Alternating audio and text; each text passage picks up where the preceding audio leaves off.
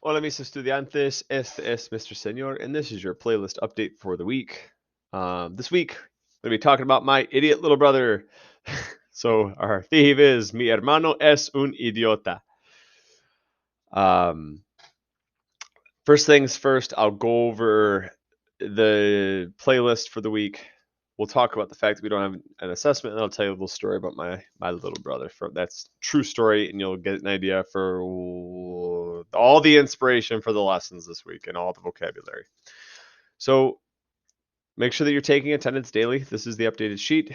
Every day, whether you're in school or you are not, here are objectives if you'd like to read them at your leisure. Link to the syllabus, and of course Quizlet set. This is the new one for this week. There are 15 terms. Make sure you know them. Fecha límite is this Friday at 5 o'clock. I see people have been turning them in on Saturday. I'm currently not offended by that. I'm just glad that students are doing the work. So at this point, this due date, I may even change it to Saturday if students are willing to work on Saturday like that. That's my hat's off to you. I've changed the title here. It's Concepts and Vocab, Conceptos y Vocabulario. The reason is last week I put the vocab practice down here, and I think that a lot of us waited to do it, or maybe didn't do it by Friday, and then struggled on the assessment because of it. So what I'm going to have you do is go through, start the homeworks for the vocabulary at the beginning of the week. Make sure you're doing them throughout the week. I would do these as some of your first activities. As you go through, you'll see you have to do 7 activities. So that means uno, dos, tres, cuatro, and then which other are quote unquote required activities. Make sure you read the title so you know if you have to when you have to do them, and then you have to choose 3 of these 5 vocab practices to do. Be sure to give yourself credit for these activities and turn them in as you do them.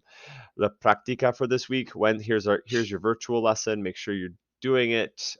This is different for Spanish 2 and 3. Spanish 3 is a little more challenging. So if for whatever reason, if you're a Spanish 3 student, it's the same. The title of the assignment is just about the same, but these links are different. So if you guys have a Spanish 2 link, let me know, because it's a similar assignment.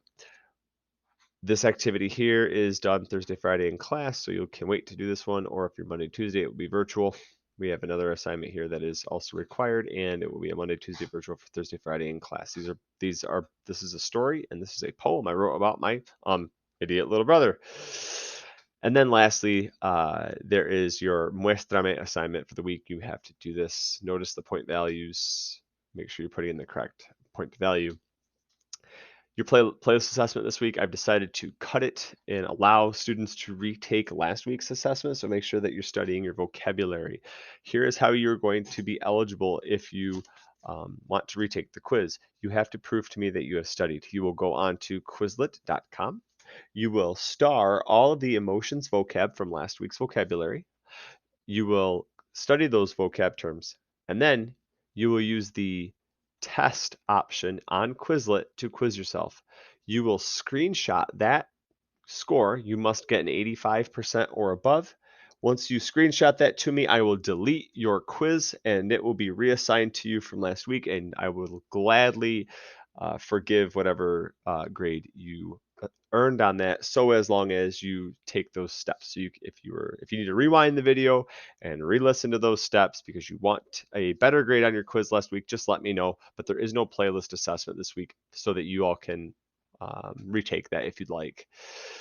I think that is it. We'll move on to the inspiration for this week. So last week was kind of a rough week for everybody, for our school and for myself personally. And I started thinking about my I started thinking about the stories from my childhood and the crazy stuff my little brother used to do. And so my little brother, his name is Cameron, and he's a smart kid, but man, does he do stupid things. So let me tell you a story, because what I want is, let's say you don't have an older brother or sister. If you do have an older or younger brother or sister, any siblings, you might be able to relate to this story, but maybe you don't have a sibling. Think of a friend, like a friend that you're like, you love them to death, but man, do they do silly stuff. So here's a story. I want you guys to really truly understand the depth of his idiocy. So when he was in ninth grade, he had an algebra class with Mr. Norman. Now, Mr. Norman he's a nice guy, but he can be can you please get the birds? Yeah, so Mr. Norman is he can be nice, but can be kind of ornery, kind of like Sonny. And so they decided they were going to play a prank on him. So his friends told Cameron to go behind the cabinet behind his desk and wait. And then at the start of class, they would tell Mr. Norman to go look behind his desk, and Cameron would jump out and scare him. And he thought that was a good idea. So Mr. Norman's doing hall duty because that's what good teachers do. They stand in the hallway and they monitor what's going on. And on this particular day, Mr. Norman was quite ornery. He walks into the class and he says, "All right, I want to get done with this lesson. Everybody sit down and be quiet. I'm going to teach you."